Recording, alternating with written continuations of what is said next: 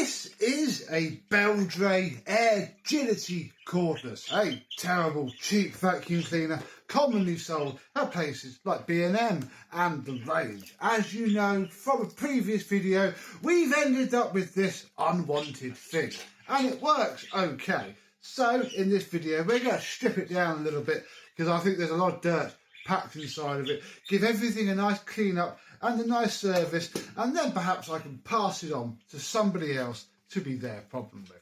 Let's have a look.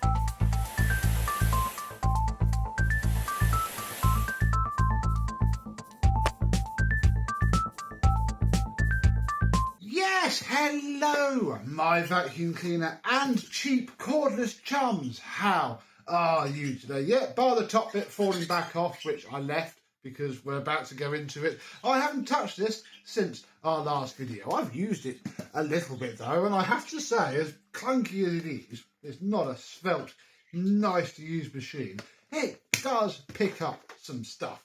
Problem is, I don't think all of that stuff goes or stays where it should. So underneath this top cap are two crosshead screws. Take those out, or take the other one out, and that should lift off this top cover here. Doesn't pry up, it lifts up with those screws. That then reveals, yeah, what I figured has happened. Look, all that stuff that was flicking out of it during the before video. I'm assuming that the belt's just not been, the filter has just not been put on properly, or it is just as terrible. But we'll clean it up.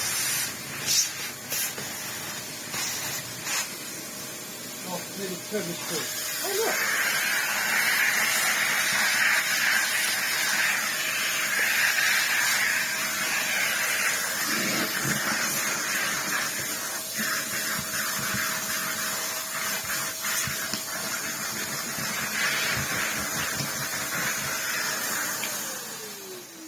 That's probably the most airflow this poor little combination tool has ever seen, and the Victor V9 bag is quite full. So that's those two off. Yeah, we go.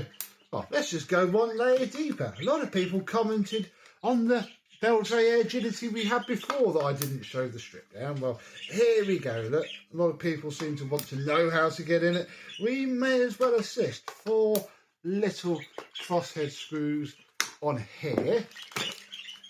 And that lifts this whole plate off. Let me just get the screws out. And yeah, look, it's absolutely packed with crud and fluff and gunk. It's not very good at all. That then gives us a little motor, look. Little tiny motor, which again is full of gunk. And that is why I think it sounds very off balance. So I'm actually going to wash a fair bit of this as well. So let's give this a quick clean out as well.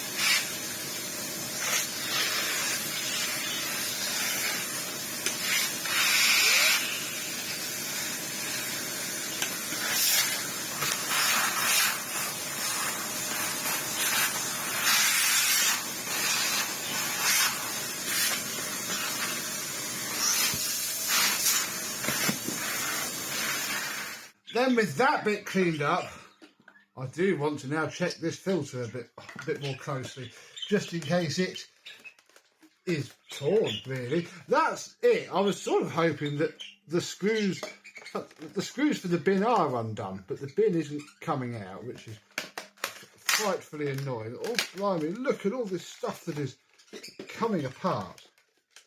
I guess I don't want you to come apart, really. I don't need you to come apart. I'm going to put on this bin, but I think it's held on with something else. And to be honest, I can clean it all out well enough anyway. What I want to do is wash this filter and see if I can find any holes in it, or if it's just not been put back in properly once upon a time. Then I'm also going to wash this. May as well wash these as well. And we can give all this a wipe down. That's probably going to be all that part is going to need, because quite frankly we don't need to go hard on this. I'm not selling this for an awful lot of money at all. will wash the brush roll as well, because it will look a lot cleaner, not covered in gunk. And then I think we can just wipe all of this out and call it good enough. And I'm going to glue that bit of the bumper down there. So hopefully when we come back we'll have some nice clean parts to put together and make this Beldray work a little bit better than it did before. A couple of days later we have a much cleaner machine. I have gone and got all of the paint marks off of all the various places, given the battery a good charge, given everything a good wipe out, and hopefully now we are ready to pop this thing back together. That motor sits on there.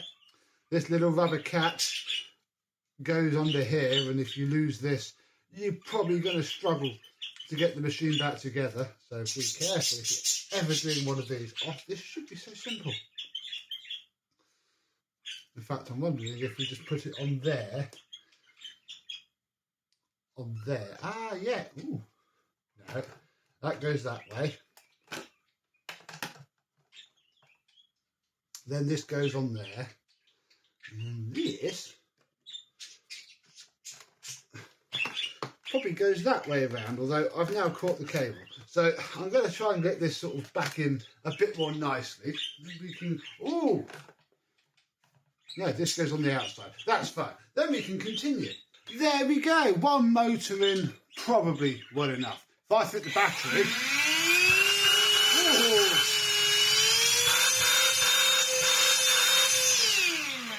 I mean, it's not brilliant, but it's better. And now that we've cleaned out the fan, it's not making such a horrible noise on the wind down, especially once we get this top cap back into place with its two screws, although I'll probably just do one for a second. It might sound a little bit quieter because that's pretty much all that. Oh yeah, we took the battery out. That's pretty much all that sound deadening is for. Oh yeah.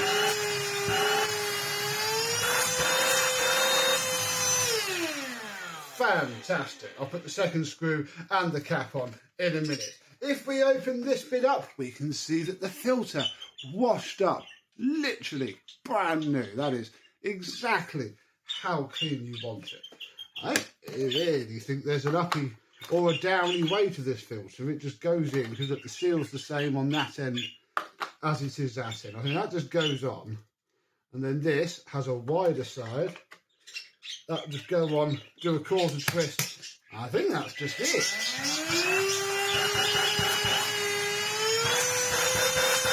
Yeah. Marvellous.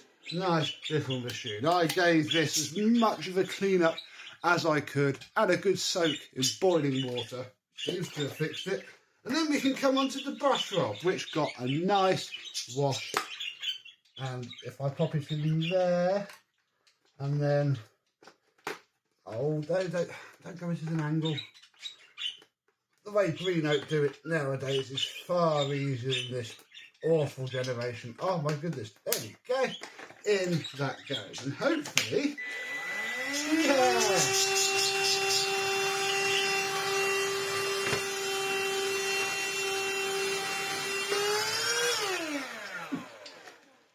Pick up some dirt. Yeah, that's I'll say decent. That's decent for what it is. I mean, you know, these are £50 in B&M. I'm not going to be able to ask much more than 20 for this. They're pretty much doing it in video. What I also discovered was this bracket here is so that it can sit like that. Look, I mean, you then have nowhere for that to go, so you may as well throw that away just like everybody else did. But yeah, that is your little Beldray Airgility 22.2 volt. And it's interesting really what just, you know, £50 in the real world more could buy you, because yeah, this Green Oak, as much as people do laugh at it and aren't keen on it in the comments, it's pretty much just the next generation up from this trash. Look, I cracked that putting it back together, so it really is worth it now. But yeah, this, even with a fairly clogged up thing, just has so much more airflow. than this. This is just the technological difference. If the range sold these, or even better really, the GSC 50 for $75.99 or whatever, they would fly out of the shelves. That would be a fantastically better thing to sell than this. But, you know, it exists. We have looked at one, and yeah, hopefully if you have a Beldray Airgility, probably not the worst cordless to have, especially if you have mostly hard floor. It's going to be fine for that. And again, you can pick them up for £50 brand new. In a year's time when it breaks, you could just take it back and get another one under the warranty. You're probably not going to go far wrong. So, have you ever owned one of these? And if so, did you enjoy it? Let me know in the comments down below. But until the next time, I and some other brilliant Beldray will see you soon. Bye-bye.